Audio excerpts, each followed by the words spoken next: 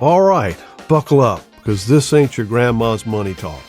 Welcome back to the Debt Sucks podcast, the place where we get real about money struggles, call out the BS holding you back, and help you take charge of your finances without sacrificing your sanity or your last dollar to some shady creditor.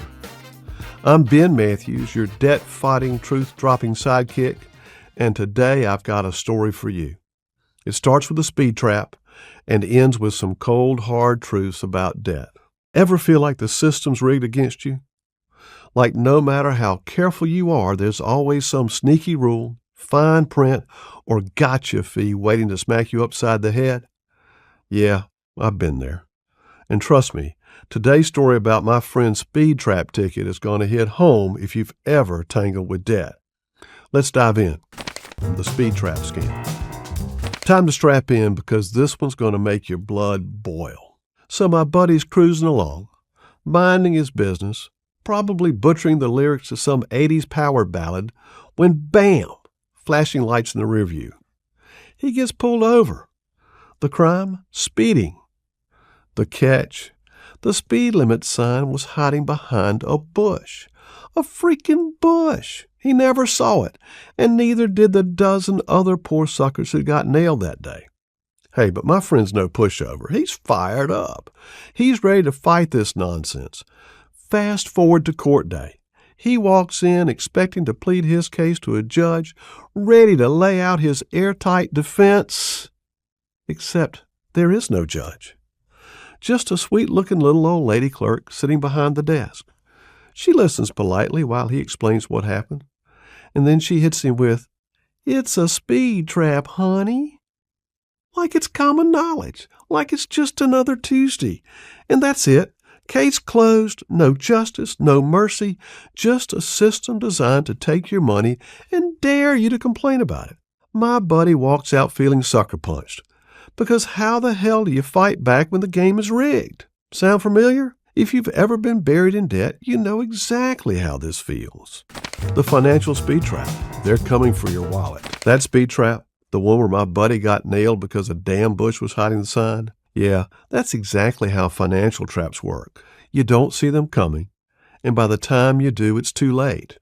The ticket's in your hand, the money's out of your account, and the system is smirking in the corner. Because let's be real, banks, lenders, and credit card companies aren't your friends.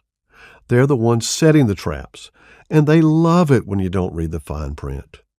Here are just a few of the biggest financial speed traps waiting to trip you up. The introductory credit card rate. 0% interest for 6 months, they say. But what they don't tell you? At month 7, your rate jumps to 25% or more overnight. And suddenly you're paying more in interest than you ever spent on that one-time splurge. The minimum payment scam. Oh, your credit card payment says just pay $25, like it's doing you a favor. What it doesn't say? Keep that up and you'll be in debt until your grandkids retire, paying 10 times what you originally owed. Overdraft protection fees. Oh, so generous. Your bank protects you from a declined transaction by covering your $5 coffee and then slaps you with a $35 fee for the favor. Now that latte costs more than a steak dinner. Buy now, pay later plans? Oh, feels like free money, right? Until you miss a payment. And suddenly the fees start stacking up like your impulse Amazon purchases. Congrats, you just turned a $100 splurge into a $300 nightmare. And you know what? It's not just bad luck. It's by design. The financial system wants you trapped because your debt is their payday. Still don't believe me? Here's a gut punch for you. Over 40% of Americans carry credit card debt month after month. Not because they're reckless, not because they're out here buying jet skis they can't afford, but because the system makes it stupid easy to fall in and ridiculously hard to climb out. And that's why we're here. Because screw the system. It's time to take back control. Let's talk about one of the biggest financial speed traps out there. Borrowing from your retirement plan. The Wall Street Journal just reported that more people than ever took money from their 401k last year. Look, Unless you love the idea of working until you drop, raiding your 401k is one of the dumbest financial moves you can make. I get it. Times are tough, bills don't stop, and your bank account looks like a desert wasteland.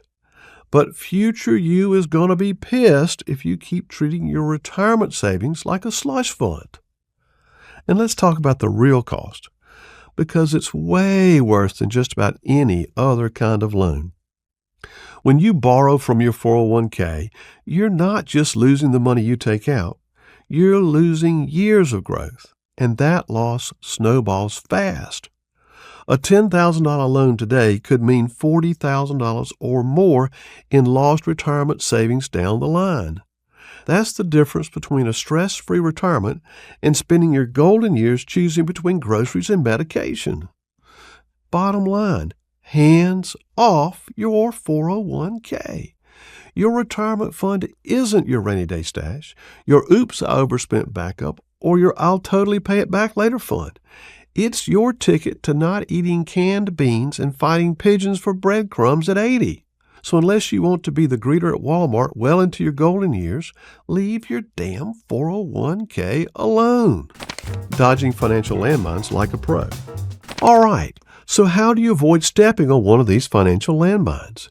You can't just go around chopping down bushes every time you see a shady speed trap, though it's tempting. But when it comes to your money, you can play smarter. Dodge the traps and keep your hard-earned cash out of the system's greedy little hands. Read the damn fine print. I know. It's more boring than watching paint dry.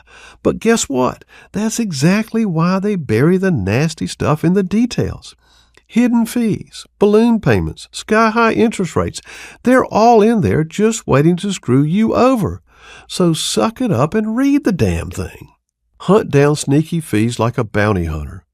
Annual fees on credit cards? Sneaky. Early payment penalties on loans? Infuriating. Service fees on checking accounts? Highway robbery.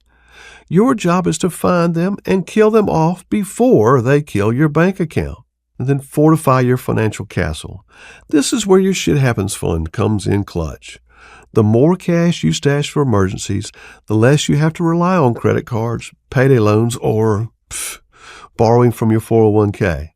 The financial system wants you to be vulnerable, so build yourself a cushion thick enough to tell it to go screw itself when life inevitably throws a wrench in your plans. Bottom line, stay sharp, stay skeptical, stay in control. The system is designed to keep you broke, but you don't have to play their game. Keep your eyes open, question everything, and more importantly, keep your damn money where it belongs, in your pocket. A listener question. Hey, Ben, I'm thinking about picking up a side hustle like Uber or Lyft to help pay off debt, but I'm a little afraid. How do I know if it's right for me? Oh, hey, great question. Side hustles can be an awesome way to stack extra cash and crush your debt faster. But before you jump in, let's make sure it's actually worth it for you. First, consider your time and energy. Do you have extra hours in your day without running yourself into the ground? Hustling on the side is great, but not if it leaves you exhausted, miserable, and running on fumes. Next, do the math. Gas, maintenance, insurance, these costs add up fast, especially if you're driving for Uber or Lyft. If you're only making a few extra bucks after expenses, is it really worth the hassle? Maybe a lower-cost side hustle like food delivery, freelancing, or selling a skill makes more sense. And think about your safety. If the idea of driving strangers around makes you uneasy, listen to that gut feeling. There are plenty of other ways to make money that don't involve picking up random people at 2 a.m. And most importantly, consider your relationships. Will this side hustle help your family, or will it take away too much time from them? If you're spending every evening working instead of with your kids, partner, or friends, you need to weigh that trade-off. Extra cash is great, but not if it wrecks your relationships in the process. If you decide to go for it, set some boundaries. Don't let it consume your life. Track your earnings, make sure it's actually worth your time, and have an exit plan. It's okay to try it out and decide, nope, not for me. Want more info? Grab our free side hustle evaluation form at debtsucks.info and check out episode 6 of the Debt Sucks podcast for more insights. You've got this, but make sure your hustle works for you, not the other way around.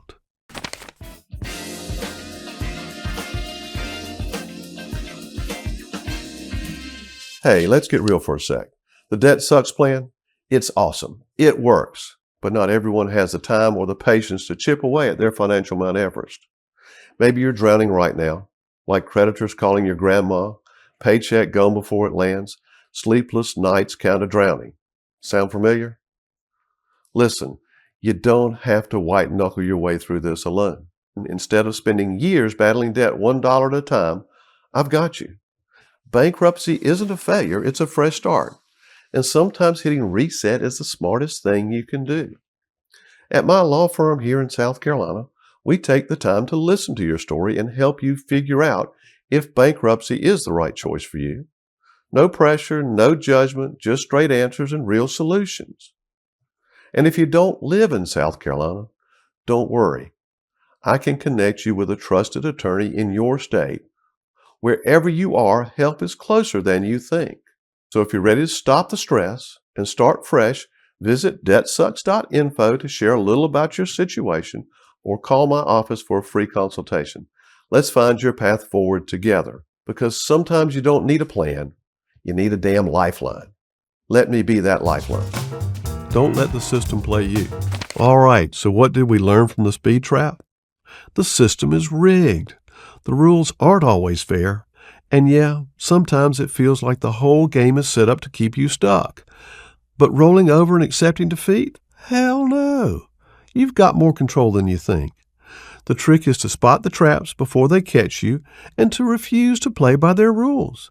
Start where you are, use what you've got, and keep pushing forward like the financial badass you're becoming.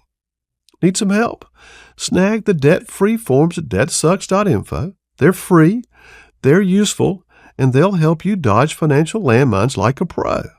If this episode lit a fire under you, like, review, follow, and share the podcast with someone who needs to hear it. Seriously, spread the word. Got your own speed trap financial horror story? I want to hear it. Send it my way, and I might just feature it in a future episode. That's it for today. Thanks for tuning in to the Debt Sucks podcast. Remember, you're not alone in this. Adulting is hard. Debt makes it harder. But together, we've got this. See you next time, and stay debt-free.